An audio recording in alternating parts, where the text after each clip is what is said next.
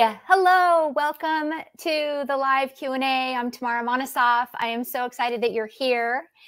And I am a book launch strategist. I help my authors plan their launches, publish their books on Amazon, and also do the planning pre-launch.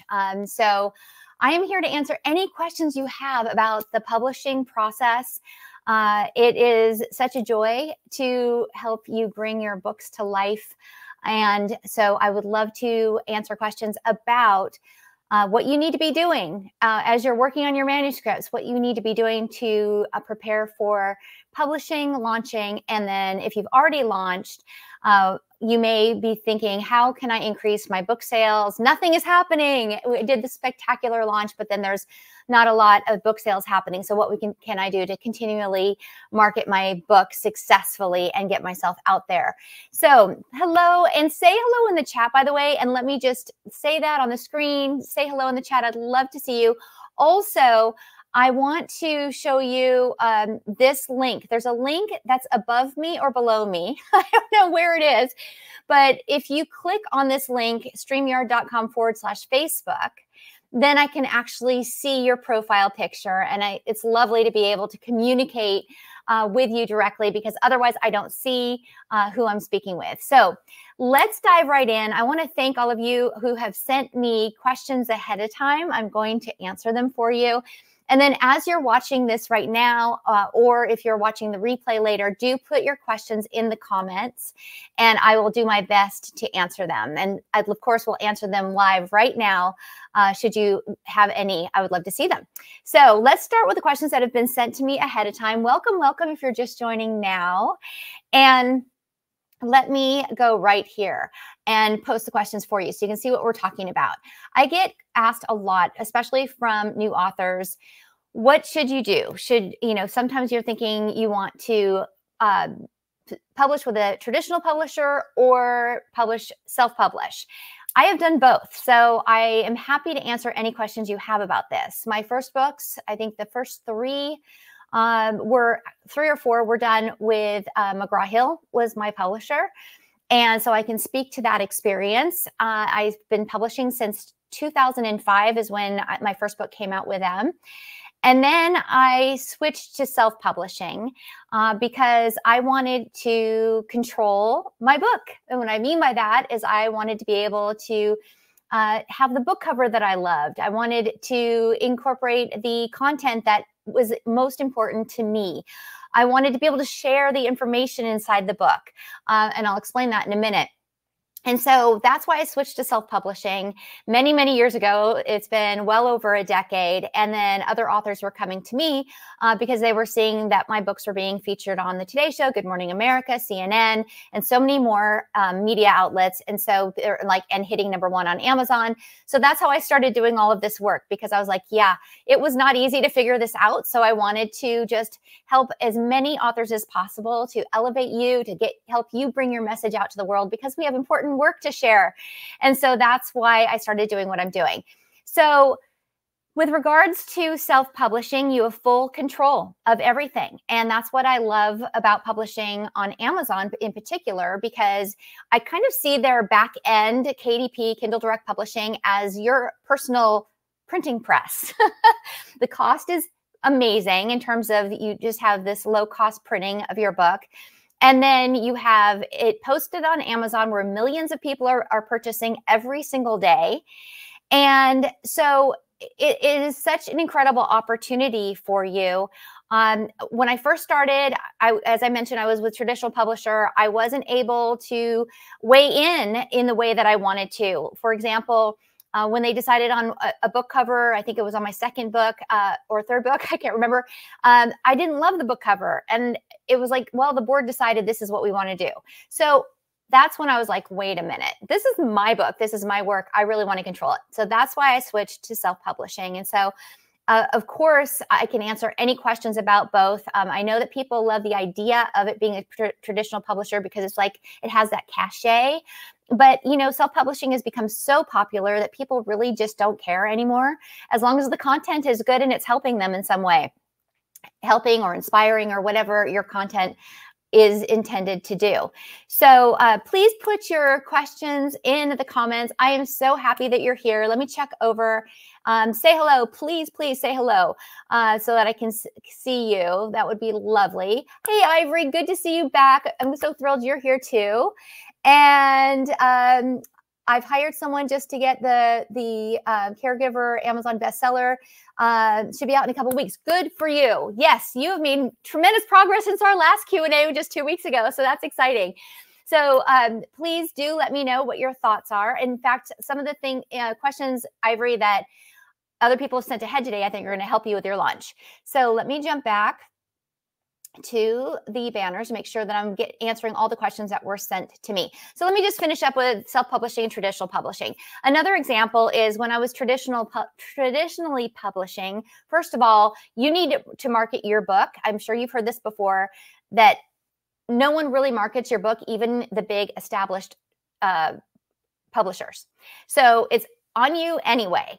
So just so you know, that's why, again, I was like, if I'm doing this anyway, if I'm promoting myself, if I'm landing media interviews on my own, if I'm doing all that anyway, then I might as well have the control over my book. And also, for example, I was interviewed, I think it was Entrepreneur Magazine, asked me if they could put an excerpt of the book, and it had to go through all the hoops, and then it wasn't allowed because it was too long of an excerpt.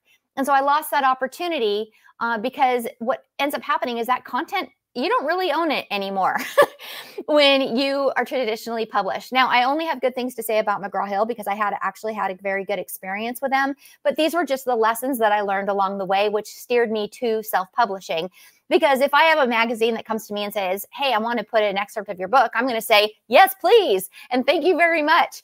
So those are the kind of the different things to be thinking about. So if you have any questions about that, then do let me know. But so most of the things that we're going to be talking about, though, today is self-publishing.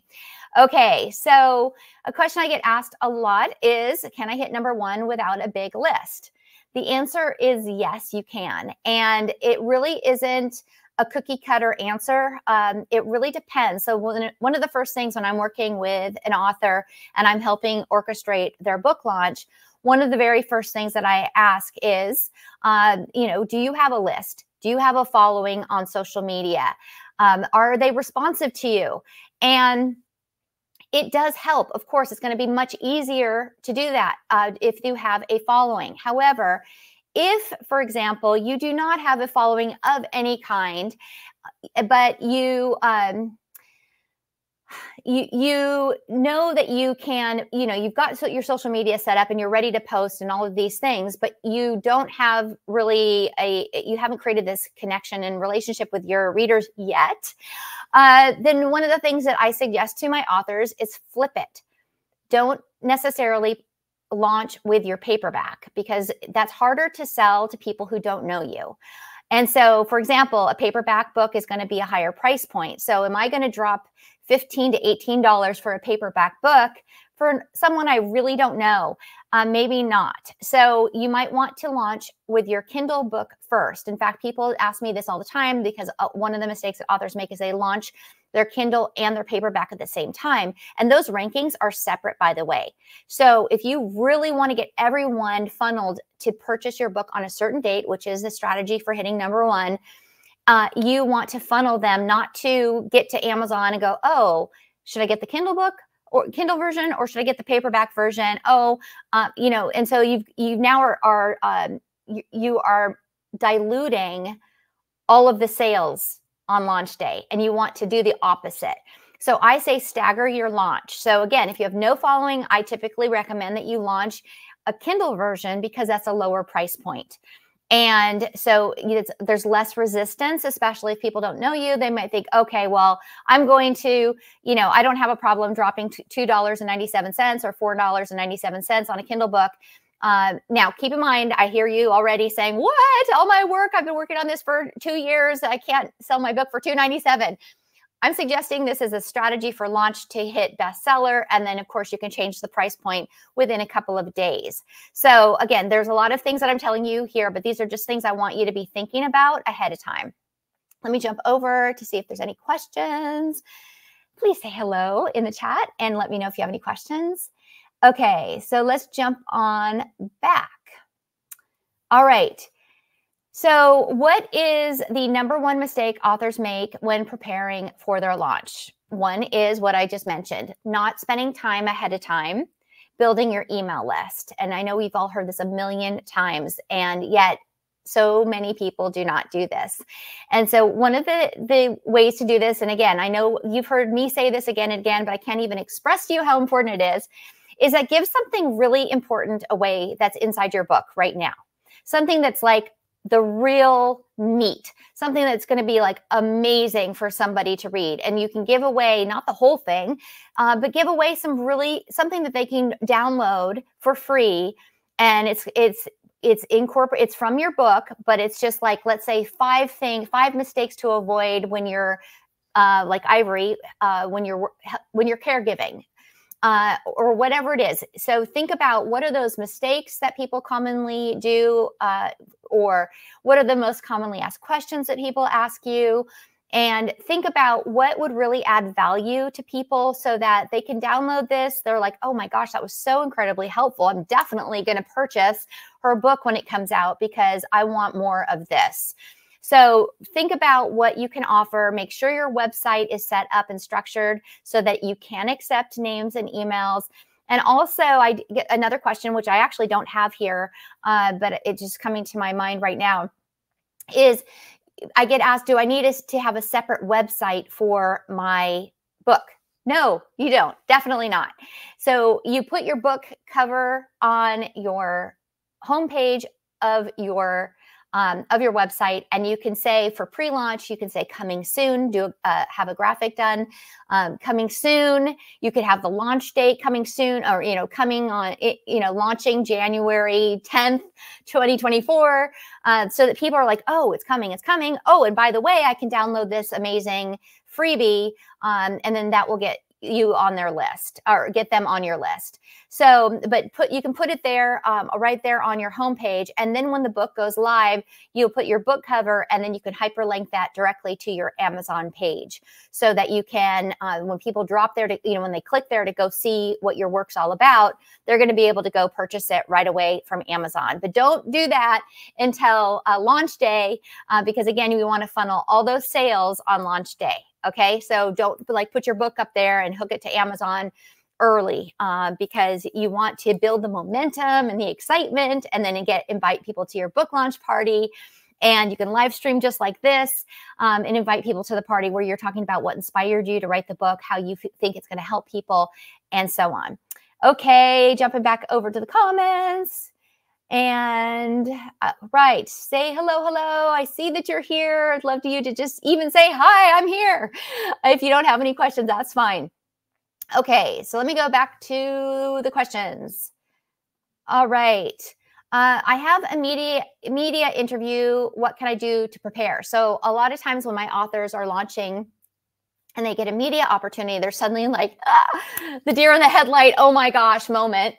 And so there's a lot of strategies that I teach on preparing for the media, and I teach a whole course on how to prepare for the media spotlight, but I can give you some really important tips that can help you right now. Okay, first of all, before you land the media interview, if it's a TV show in particular or a radio show, it could be a podcast, you often get a pre-interview with a producer.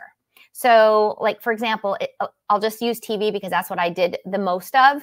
And so a TV producer will contact you, and they are so busy and they're trying to figure out if you're going to be a good guest.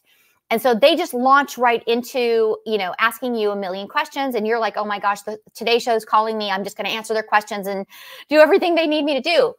I want you to pause and realize that the most important question that you need to ask them first before you answer questions is, oh, I'm so excited to hear from you, and I would love to be a guest on your show. But before we launch in, can I please ask you, what is the angle of your story? I cannot even express to you enough how important that question is. Because if you don't know that, you could be answering their questions in a vacuum, And then they're immediately evaluating whether you're going to be a good guest or not. And you may go off on a different somewhere else. And they're going to go, no, yeah, that person's not a fit. But if you ask them the question, what's the angle of your story? Then you're going to say, okay, yeah, I know what information I can give to this producer so that I will be an ideal guest for them on their show. So, and now keep in mind, sometimes you'll get a producer and the show is just the wrong show. I turned down a national television show one time, and that was so hard to do because I know how important that exposure is. And I did, because the angle felt so it was not congruent with me personally. And it was bringing in my opinion about politics, which is not my topic at all. And the economy, and my book at the time was about entrepreneurship and building your business. But I'm not an expert in the economy, and I didn't want to be taking sides in politics. I really knew that was going to put me in a very uncomfortable situation, because that was not at all my background or anything to do with my book. So I declined. So that's why you really need to ask the question to make sure that not only are you going to be a great guest on their show, but is this really a fit for you and your business? Because you don't want to get on a show and have it just be not right and not support the growth of your own business. So I hope that helps. Okay, going back. All right. How can you see us? I can't see you. But what happens is, let me show you. I'll show you what I see. How's that? Do you see how I don't see your picture?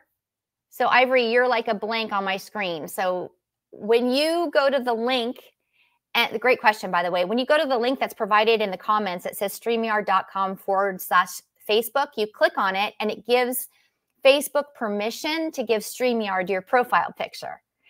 And I love it, because then I get to see you.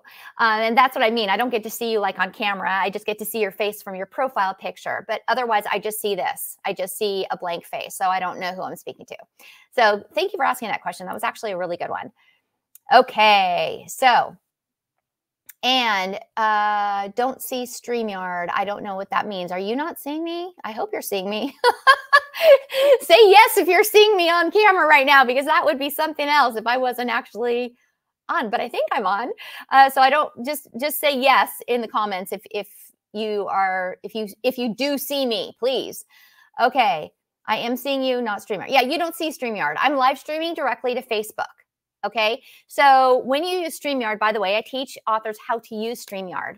I love StreamYard so much because, one, I get to put these questions on the screen, which is really cool. I get to put your questions on the screen.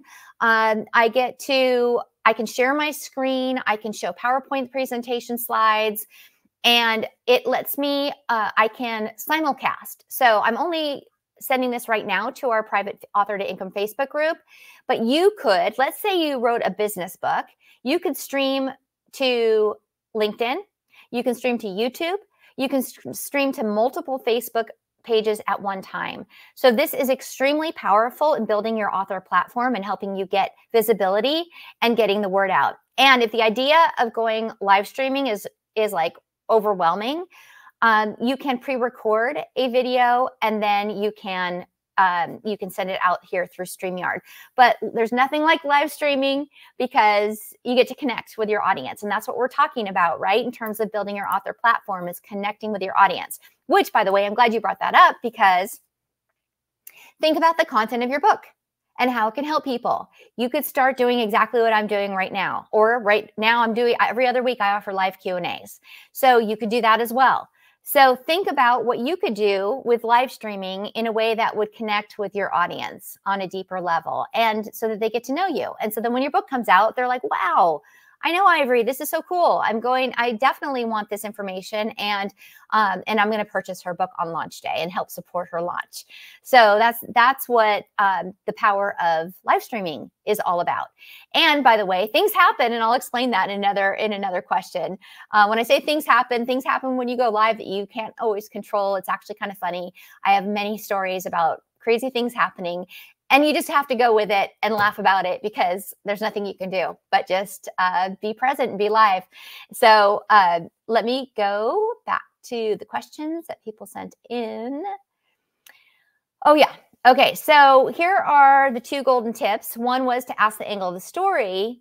Now, here is something that I just made up and it worked. And that was when I first started going on media and TV, radio, it was scary. Just be honest. Because I mean, it already is like a big thing. I know.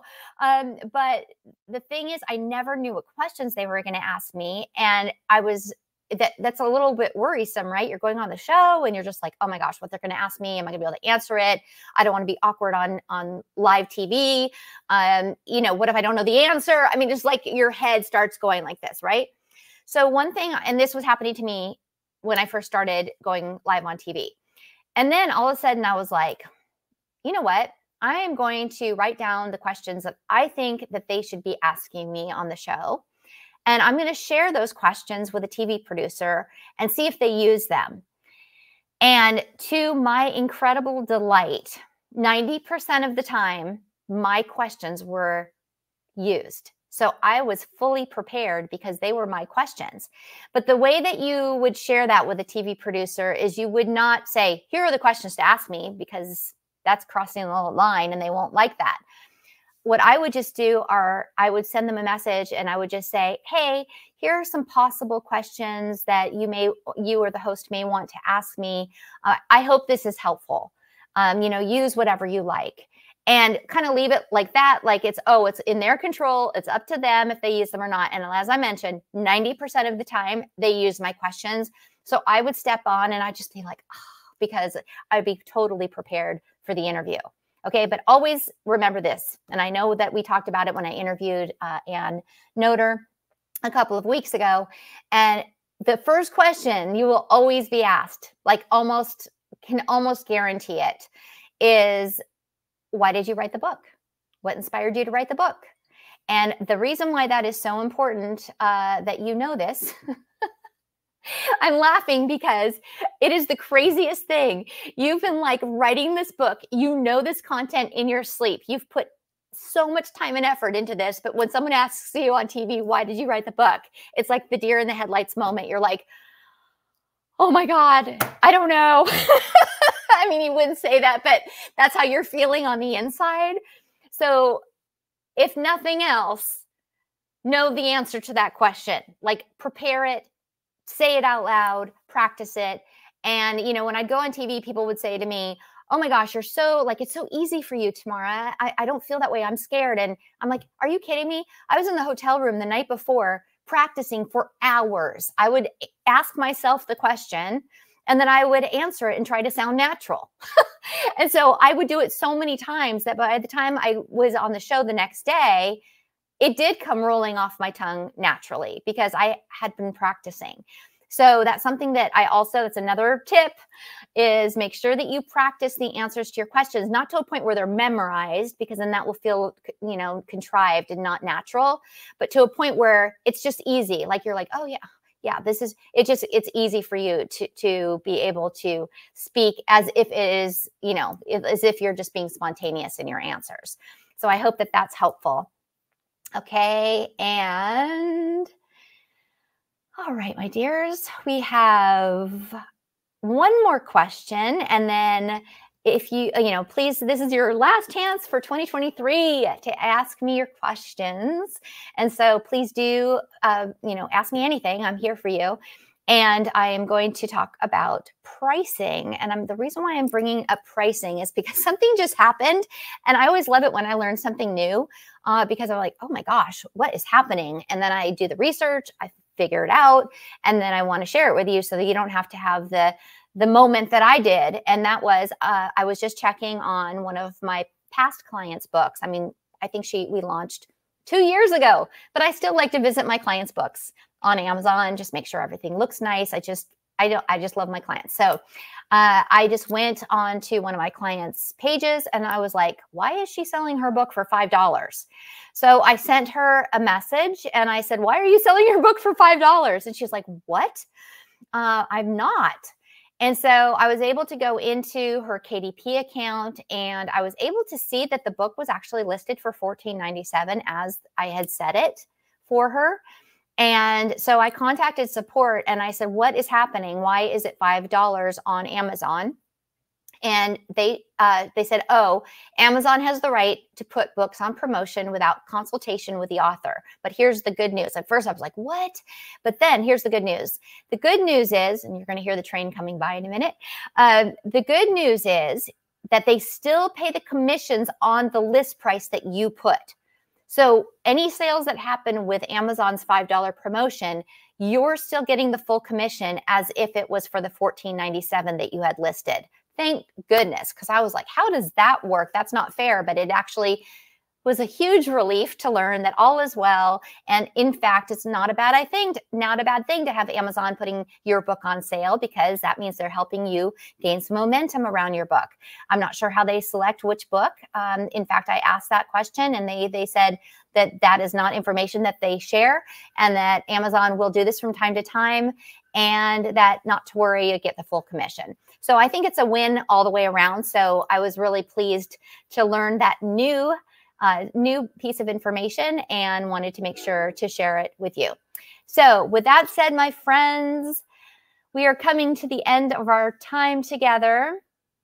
So if you have any last second questions, please do ask me.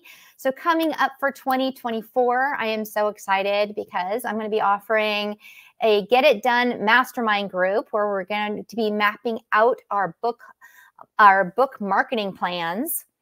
And so if you've already published, or even if you're just planning your launch, there's never a wrong time. It's always a right time to plan out your marketing, always. So we are going to be working on our plans. I'm going to teach you how to use Trello. It's free for you. A free Trello account. I have the template, and I am going to actually show you how to do this. I resisted using Trello for years, and then now I can't even imagine life without it. It's so easy. And you can visually see, I'm a visual learner, so you can visually see the social media posts that you're putting out, the blog posts you're putting out, your podcast guesting shows that you are planning to do, whatever it is. I'm going to be working with a handful of authors to work on those plans and also teach things like visibility. So this, for example, is a great example. Let me get this off the screen. Okay. Let me go back here. Yeah. So this is a perfect example of teaching you how to live stream. So when I do live launches with my one-on-one clients, we practice doing this. So before launch day, we will usually meet 2 times before the launch and practice live streaming so that we're prepared. It's flawless. I mean, again, with live, you just never know. Things happen. But for the most part, they're prepared and feel much more comfortable on launch day because everything is working as we planned. So just these are the types of things that I'm going to be teaching. So if you are interested in joining my Get It Done Mastermind Group for 2024, just type yes in the comments and I'll follow up with you. It's going to be a small group. We're going to have accountability and we're going to have a lot of fun. So with that said, my friends, any last minute thing, I don't want to jump off without making sure. I think that we're good. So happy holidays to you all. I hope you have a great rest of your 2023. And I cannot wait to see you in the new year. All right. Take good care. Bye.